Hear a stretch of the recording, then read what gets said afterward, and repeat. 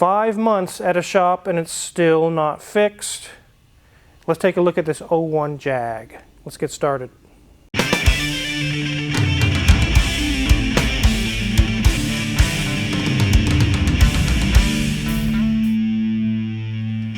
I'm still really enjoying that new intro. That music is amazing. Thanks again, CJ Cagle, or Clayton as he's known, for hooking us up. That was really sweet.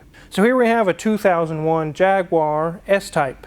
These are kind of cool cars. I've seen a few of them in the shop, and I actually sold a few when I had my dealership back in the years, what is that, 4 years ago, Mrs. Wizard? 4 or 5. Yeah, that was quite a while back. They're actually a pretty decent car, but this one was at a shop. I'm not sure which shop. I don't know those details. We're going to go over some of the things today, and it's so shocking what I found. Let me go get the list. So the customer dropped off the car along with the list. It has a chronic rough idle. They smell burning oil coming from the cabin at idle.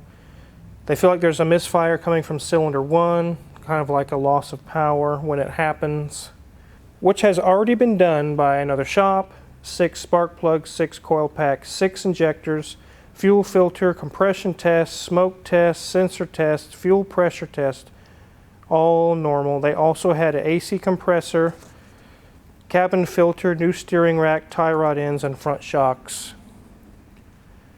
The car was in a certified shop for 5 months. They said they couldn't figure it out, it says. They said it doesn't have an oil leak. They have $2,000 into the car. The son really likes the car, but they're at the point of dumping the car because they have so much money into it and it's still not fixed. You guys know that we've gone through this many times.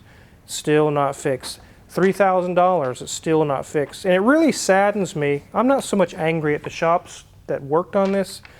It just really saddens me that being that I fix my own cars, I don't experience what you guys go through. I couldn't imagine going from shop to shop to shop to find one good one. You go through 5 bad ones. That's sad. It's really sad. Also, they said they had a new rack, tie rod ends installed. They had 3 alignments. It continues to steer poorly. The steering wheel is off center. Please look at it. Car will not hold its alignment. This is horrible, guys. But one thing I'm going to tell you guys is when somebody says you don't need to look at this or that because we had that replaced, so that is a peace of mind. We don't have to worry about that. Wrong. These things they listed here that they've replaced, that's my target. It's like a bullseye. That's exactly where I'm going to start first, everything that they replaced, because they probably screwed it up. Except the cabin filter. That's really hard to mess up. I guess you could not install it or install it wrong and it lets contaminants into your cabin, but all these things, plugs, coil packs, we're going to verify, did they truly replace them? And did they truly do the test that they said they did? Like I mentioned, AC compressor. I'm going to show you guys something that's going to blow your mind on the AC compressor. Let's go ahead and take a look around the car, just a quick glance at it, let you guys see it, and then we're going to dive in. Do you like the little kitty, Mrs. Wizard? I do. I really like Jaguars. I really miss my XJR. I do like the front end on the S-Types. I think they did really good. This one's a little dirty because we've had a snowstorm that come through and there's salt and stuff on the road, so you can't blame the customer. They had to drive it to get here. But I do like the front ends. They're beautiful on these. We'll go around the side. There is a little paint deterioration on the rear, but it's really a pretty decent car. It's in good shape.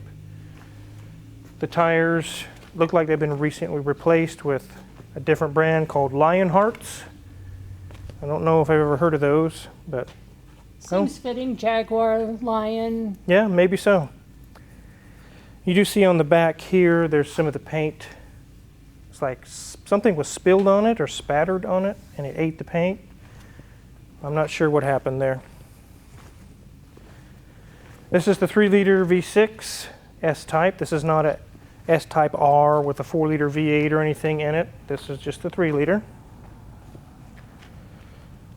And down this side, other than it being dirty from the road salt, it's in pretty decent shape. Let's go ahead and open the hood. There's our 3-liter V6.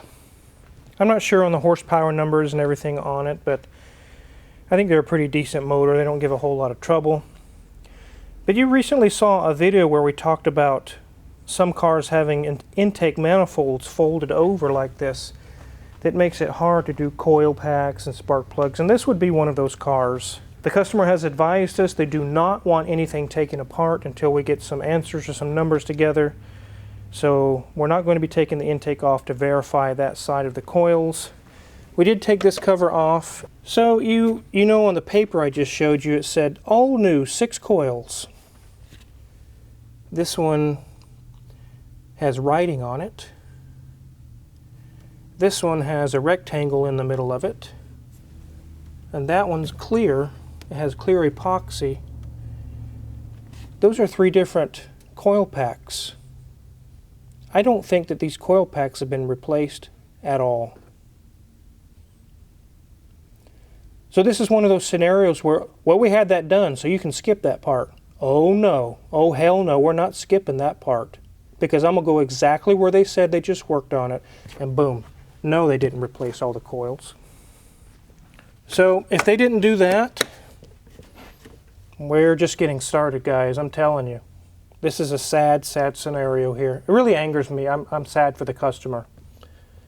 Really a bad deal. One thing we did notice with it running is that the motor mounts are shot. The engine just sits there and shakes, and it isn't because it's misfiring. It's because the motor mounts are collapsed. Just like on a Mercedes-Benz, they're liquid-filled and finally they collapse.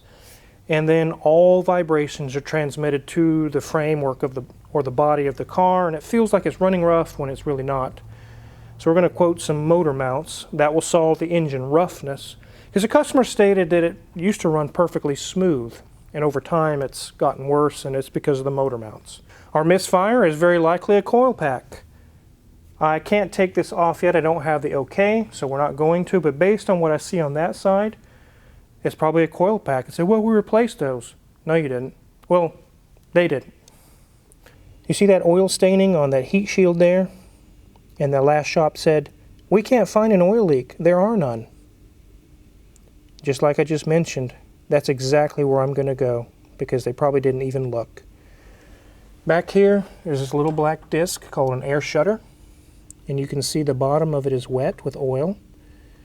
And it's dripping directly onto the exhaust manifold. You can see the staining. That's the oil smell the customer's complaining about. The customer's not dumb. They really do smell burning oil. The one that's dumb is the one that said there's no leaks, when there clearly is one right there in front of you. We're just getting started, guys. Let's get this thing up in the air and show you more.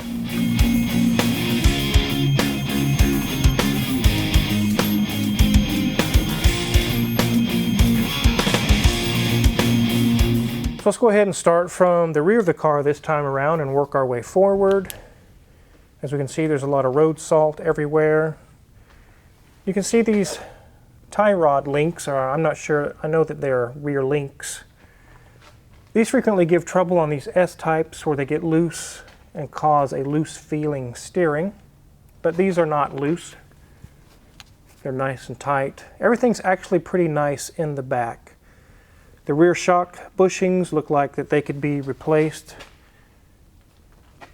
Again, that's not going to cause our weird steering feeling that he's complaining about. The shocks are not blown out in the back. Let's take a look at the differentials, nice and dry. The exhaust is intact. We don't have a cracked flex disc. It looks good there. Move our way forward. Exhaust is in good shape. Our transmission mount is still pretty decent, but you see it's just starting to touch the little triangle there. That means it's getting close to time to need a new transmission mount. We may go ahead and price them that. That would help soften up the drivetrain a lot. But I'll go ahead and move this up and down, and you can see it's probably pretty soft. It shouldn't be flopping around like that. So as we move forward, the transmission's nice and dry, the bell housing's nice and dry. We do see a new steering rack, so that is correct. They did put one of those on. We see new tie rod ends. that were installed. And let's just go ahead and get the engine stuff over with before we move to the wheels. Here's our oil pan, it's nice and dry. And here's our brand new compressor, leaking UV dye out of it. It's leaking out of the body gasket there. It does look like it was replaced, but it's already starting to leak. That's not good. I do see new shocks. Yeah, I can see the emblem OEM Spectrum, which kind of a cheaper brand struts or shocks, but they're okay. We'll check over here. We can see new struts, control arms as well. Brake pads look good. Sway bar link is good. Nothing's loose there. So now we'll go check the other side, and I'm going to show you guys what I found. It explains why it won't hold in alignment, why it took 3 alignments and it's still not doing well, and why the steering feels weird to the customer. I found it already. I'm going to show you guys. This is like, what? Let's take a look.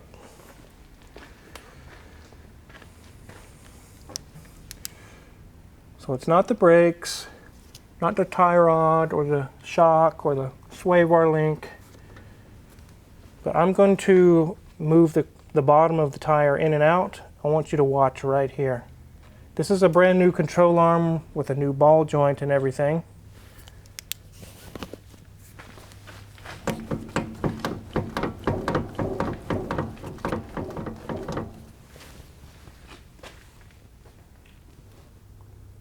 Certified techs.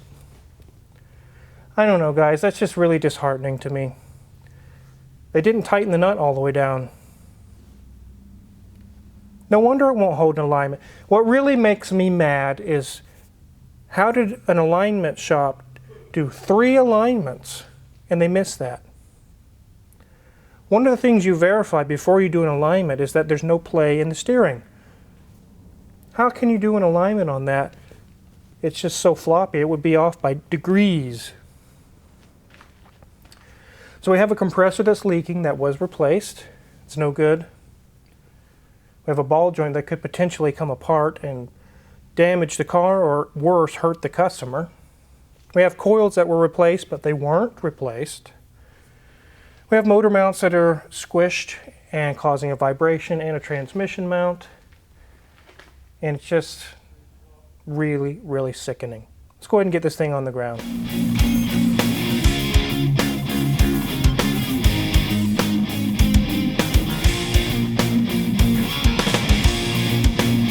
$5 months and thousands of dollars, and you guys just saw what they paid for. Trash. Trash work. This is one of those scenarios where I get a lot of comments where people say, so-and-so down the street will do the job cheaper. There's a lot of my customers from out of state actually that say, there may be a cheaper mechanic, but I know if I bring it here, it will be solved correctly. It will be done well. So that's one thing you need to keep in mind. Sometimes it's good to price shop, but sometimes you're not exactly getting what you pay for. Maybe the job is 20% cheaper at shop B down the road, and then you get the work done and you end up with this. Did you really save any money? Did you really? You know, maybe that guy was a great mechanic, but maybe he's not good with European cars, because even I know to check things like flex discs and motor mounts and what are the common problems on a lot of European cars. Maybe he doesn't know. So it says here a certified shop, but doesn't mean European certified. You know, there's one thing that's different. You can be ASC certified and then be given a Jag or a Ferrari or something like that, and you won't know your butt from a hole in the ground. Daniel, actually, one of my new hires, was Ferrari certified. And I asked him, I said, do the techs at the Ferrari dealership, do they have ASC certification? He said, hell no. That doesn't mean crap at a Ferrari dealership.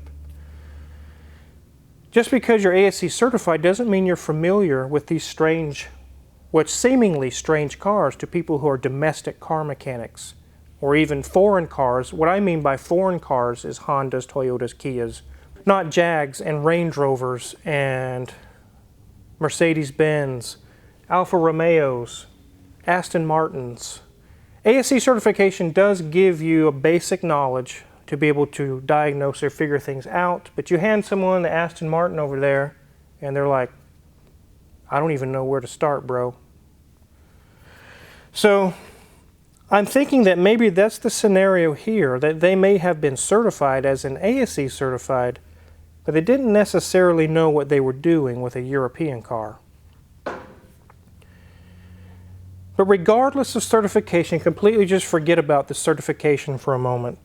The fact that there were things said done here that we clearly just saw, obviously they weren't done.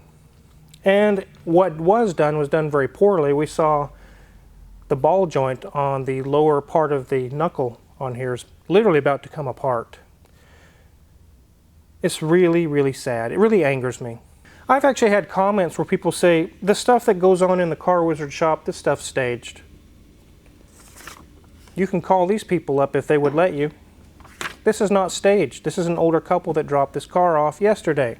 I feel really bad because they got taken advantage of. Right now they're teetering on, do I get rid of this car and dump it? I don't think they want to put much more money into it, and I don't blame them because they've already lost so much. Which is sad because that amount of money that they did put into this car originally at the other shop would probably get it fixed properly here. Based on parts replaced, I can prove whether or not those were replaced. I cannot prove whether or not they did a smoke test, a fuel pressure test, a compression test. We did those tests here, and everything did check out okay. There's no problems with that. So I'm not just going to start pulling stuff apart and doing intensive tests because we could rack up a $300 or $400 diagnostic bill on a car that they're like, I don't even want to put any more money into this. So it's kind of a balancing act. We can show some of the shoddy work that was done. We can show some of the parts that were supposedly replaced but weren't. Maybe they can go back to the other shop and maybe get a refund or partial refund. These scenarios I have found when people get really worked over the coals like this and they get ripped off so bad, it's easy to say, well, just take it back to the shop that you had it at because they need to make this right with you. But I don't blame the customer. I put myself in their shoes. It's like, I don't want to go back there because this will happen again probably. Or they'll try to cover up what they did or try to hide it. It's sad that the best thing to do in this situation is take the hit and take it to a reputable shop and get it done right. So as sad as this scenario is, we will get a price together and see if the customer wants to do anything or not. We will get to the bottom of the misfire. That's the only thing that we're still diving a little bit into. You saw that the coils don't look like they've been replaced. If you're curious what kind of tools we're going to use to work on this Jag, check my Amazon affiliates link in the description below. We get a small cut and we really appreciate it. And make sure to hit the subscribe button because no, we don't stage things here in the shop. There's stuff like this coming in every day. Thanks for watching.